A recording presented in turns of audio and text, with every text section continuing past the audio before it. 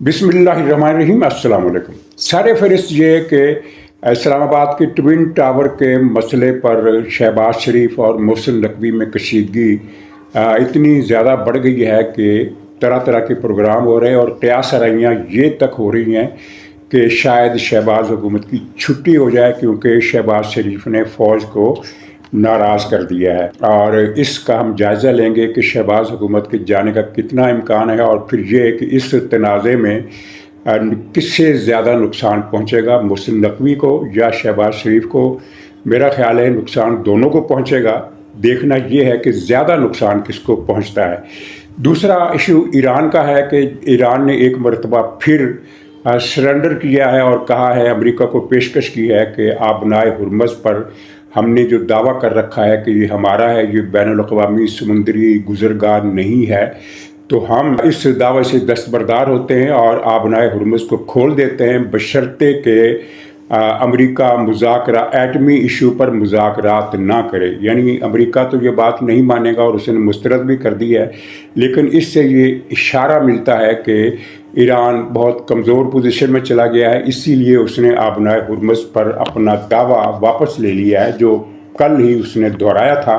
और फिर ये कि ईरान के अंदर इस वक्त अनारकी की सूरत हाल है और किसी भी वक्त खाना जंगी छिड़ सकती है। और ईरान के एक रुकने पार्लियामेंट आमिर हुसैन साबती या सब्ती, इन्होंने बयान जारी किया है कि अगर हम इंटरनेट खोल देते हैं तो हुकूमत मुखालिफ अनासर वसी पैमाने पर अनरेस्ट करेंगे और इसके लिए इंटरनेट को इस्तेमाल करेंगे। जबकि एक रिपोर्ट में बताया गया है कि इंटरनेट की मुसलसल बंदिश से, जिसको अब 65 दिन हो गए हैं, आवाम में बेचैनी बढ़ रही है, जो पहले से मौजूद बेचैनी से मिलकर ज़्यादा वसी हंगामों का इम्कान पैदा कर रही है। और यहाँ तक कहा जा रहा है कि शायद एक हफ्ते के अंदर अंदर ईरान में फिर से हंगामे और फसादात शुरू हो जाएंगे।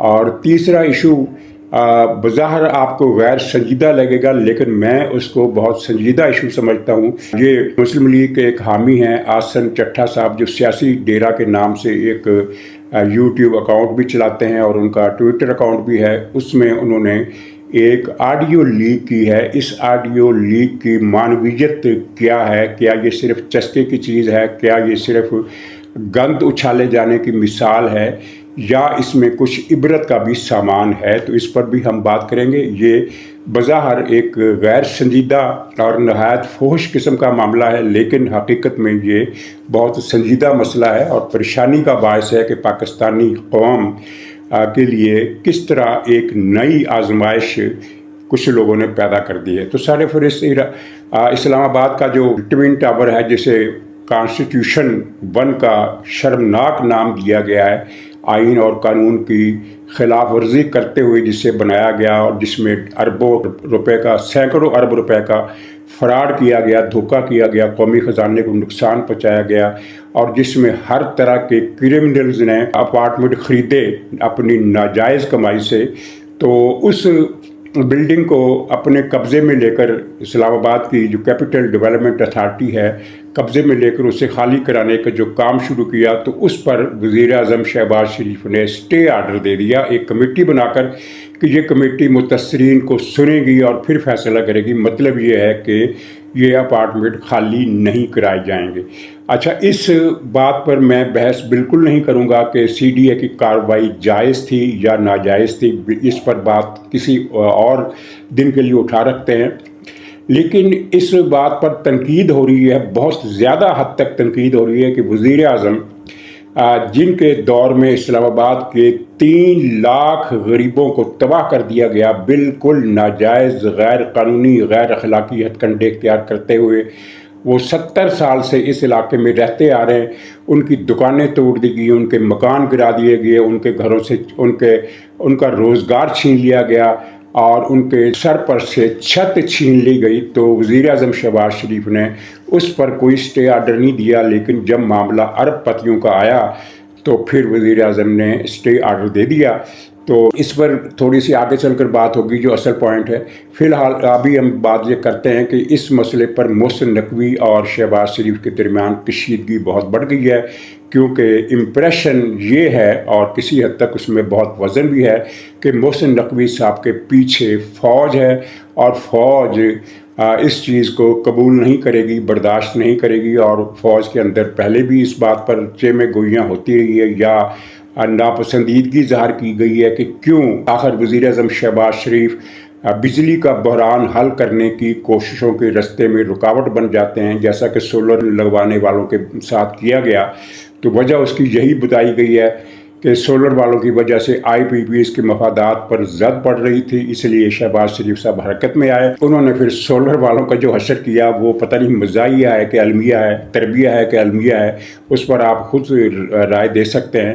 لیکن اس بات کو بھی نوٹ کیا گیا ہے اور یہ ناراضگی فوج کی شہباز حکومت سے بڑھ گئی ہے، اور اب یہ قیاس رائیاں اور زیادہ تر یہ قیاس رائیاں پی ٹی آئی کے لوگ کر رہے ہیں کہ شہباز حکومت کی چھٹی ہو جائے گی. بلکہ ایک ولاگ میں نے دیکھا، اس میں یہ تھا کہ شہباز کی چھٹی ہوگی یا محسن نقوی کی چھٹی ہوگی. تو میری ذاتی رائے یہ ہے کہ یہ کشیدگی تو موجود ہے، لیکن یہ کشیدگی اب اس جگہ پر پہنچ گئی ہے جہاں فوج شہباز حکومت کی چھٹی کا فیصلہ کرے. میرا نہیں خیال کہ ایسا معاملہ ہے، معاملہ اس حد تک جائے گا. ویسے بھی آپ ٹیکنیکلی دیکھیے تو معاملات خود فوج نے جو بندوبست بنایا ہے اور جو حالات پیدا ہوئے ہیں، جو صورتحال پچھلے چند برسوں میں سامنے آئی ہے، اس کے بعد اب فوج کے لیے اب کسی بھی حکومت کو فرض کیجیے معاملات اس حد تک ٹینشن پر چلے جاتے ہیں تو فوج کے لیے اس حکومت کو ہٹانا بہت مشکل کام ہوگا، کیونکہ اس کے پیچھے حکومت کے پیچھے پارلیمنٹ ہے، اور پارلیمنٹ کو فوج کس طرح بائی پاس کرے گی؟ مارشل لا وہ نہیں لگائے گی. عدلیہ کو استعمال کرنے کا زمانہ چلا گیا. یہ میں آپ کو لکھ کر دینے کے لیے تیار ہوں کہ چیف جسٹس چاہے ثاقب نثار جیسا آ جائے، چاہے قاضی فائز عیسیٰ جیسا آ جائے، چاہے کوئی تیسری قسم کا چیف جسٹس آ جائے، کوئی بھی عدلیہ اب فوج کے اس حکم کو نہیں مانے گی کہ حکومت کی چھٹی کرانے میں ہماری مدد کرو. اس حد تک معاملہ اس لیے آگے نہیں جائے گا، لیکن ابھی معاملہ اس حد تک گیا بھی نہیں ہے. لیکن ظاہر ہے کہ اس معاملے سے یہ اتنا بڑا ملکی ایشو بن گیا ہے کہ اس کی وجہ سے دونوں فریقوں کو نقصان ہوگا. محسن نقوی صاحب کو نقصان اس لیے ہوگا کہ ان پر یہ الزام ہے کہ انہوں نے رینجرز کو استعمال کیا فوج کی اجازت کے بغیر. ظاہر ہے کچھ انہوں نے آرڈر کیا ہوگا اور یہ امپریشن دیا ہوگا کہ یہ چیف صاحب کی مرضی ہے کہ رینجرز کو بلایا جائے. لیکن جیسے ہی فوج کو پتہ چلا کہ رینجرز بلائے گئے ہیں وہاں لوگوں کو اطلاع دینے کے لیے کہ آپ یہ مکان، یہ فلیٹ خالی کر دیں، اپارٹمنٹس خالی کر دیں، تو اس پہ فوراً بہادی ایکشن ہوا اور رینجرز کو واپس بلا لیا گیا. 15 منٹ کا وقفہ ہوا بس، اور 15 منٹ کے اندر اندر رینجرز کو واپس بلا لیا گیا. تو یہ محسن نقوی کے لیے ایک بہت ہی بیڈ اومن ہے، ان کے لیے اچھا شگون نہیں ہے جو کچھ یہ ہوا ہے.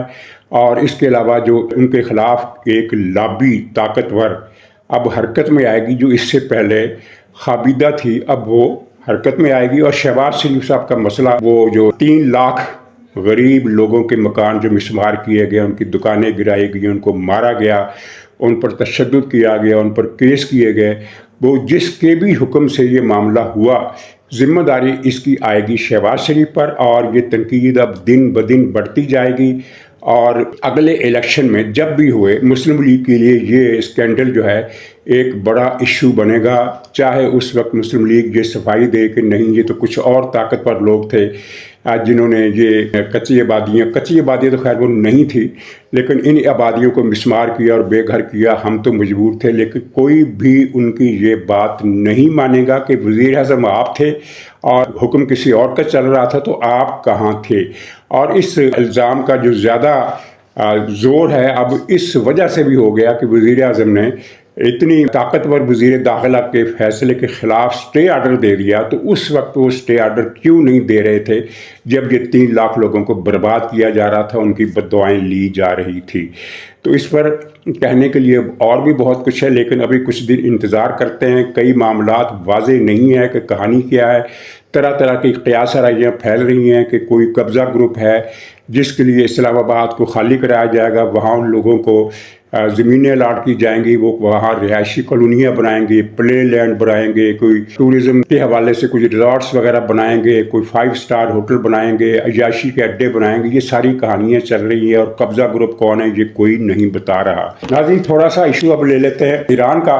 امریکی محاصرہ بہت سخت ہوا ہے، اور اب یہ خبریں آ رہی ہیں کہ ایران نے اپنی تیل کی پیداوار 30% کم کرنے کا فیصلہ کیا ہے، کیونکہ تیل کی نکاسی تو ہو نہیں رہی، کوئی خریدار آ نہیں رہا، اور تیل کے کنویں گنجائش پوری ہونے پر بند کرنے پڑے. پٹرول ذخیرہ کرنے کی جو گنجائش ہے وہ ختم ہو جائے گی، تو اس کے بعد تیل کے کنویں بند کرنا پڑیں گے. ان کو کھولنا اگرچہ ناممکن تو شاید نہیں ہے، لیکن بہت مشکل ہو جائے گا، اور ایران کو بھاری مالی خسارہ ہو رہا ہے، اور ایران کے اندر حالات بگڑتے جا رہے ہیں. ڈالر کی قیمت مزید بڑھ گئی ہے، ریال مزید سستا ہو گیا ہے، اشیاء خرد و نوش کے علاوہ ضروری چیزیں جو ہیں وہ بھی نہیں مل رہی ہیں، اور بہت مہنگے داموں مل رہی ہیں اگر مل رہی ہیں.